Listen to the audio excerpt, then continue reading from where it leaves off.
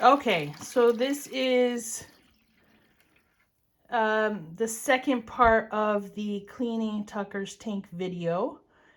We left off, I had clicked the switch, but nothing was working. And what happened is I had accidentally flipped the switch to his heat lamp or his light, one of those switches. But there is a switch almost exactly like that. And it says on and off. And so you just click it on and you'll hear the pump working. And the water is coming through the straw into the bucket.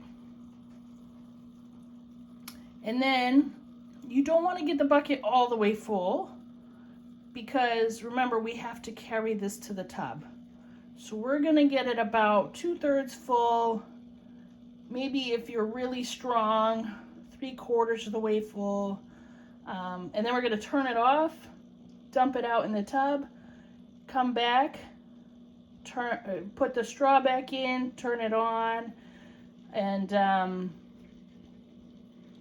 keep doing that until we have taken half of the water out of Tucker's tank.